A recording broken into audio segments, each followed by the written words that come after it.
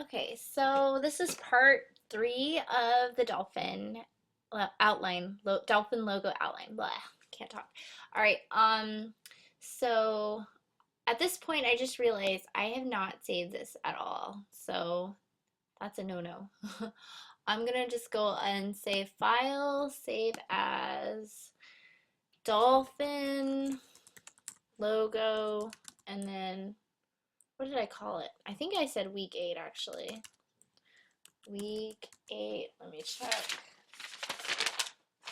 I don't know my outline. Anyway, for now, I'll say week 8, and then my name, rkiely, save. All right. Now what did I say? Okay, so we were drawing the inside details of the dolphin, and for the eye, I really want to zoom in. Just wanted to give a little demonstration. This eye is not perfectly aligned, so I can just click on the path and stretch it this way or that by pulling on the bounding box. And now I realize this should be down here a little more. And if I really want to be perfect, I can select my white direct selection tool, my white arrow, and then pull like so it fits the mold better. And then inside of that, there's another part of the eye. So I'm going to grab my pen tool and just draw that out because it's not perfectly round. It's eye-shaped. And then inside of that, there's another round area. Interesting.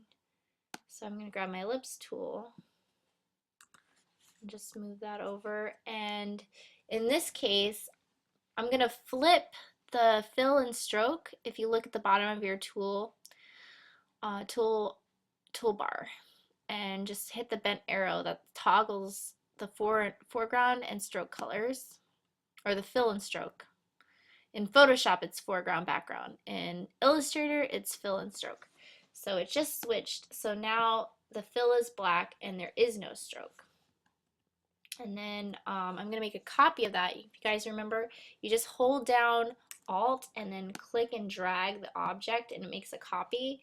And now this time I'm going to go up to my control bar and select a different fill, white, and reduce the size. Just hold shift while you're dragging to constrain proportions.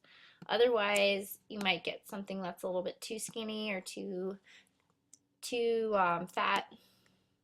There we go. And that's how you do the eye. Okay, let me zoom out. Wow.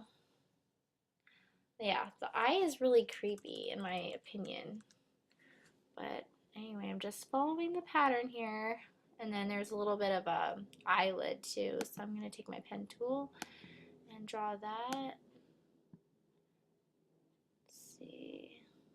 Like so. And right now it remembers the previous fill and stroke that I had. So since I just did the highlight in the eye, right now I'm drawing a path, but it's just with no stroke and the fill is white. So I just need to remember to switch back. So I can go over here and to the other swatch, to the swatch panel. That's another way of getting the colors, and make sure that my fill is none, and then click on the stroke swatch and make sure my fill is black. There we go. And keep drawing. Again, because that path is finished, if I want to start a new one, I have to click on the selection tool, the black arrow, and then grab my pen tool again and continue drawing. Now, if you know the shortcuts, it makes it a lot faster than going up and clicking, if you can actually hit the shortcuts. So that's what I usually do. Right, instead of like going up and clicking my pen tool right now, I'll just hit P for pen. And then it saves me a step. I think I still have to click the selection tool.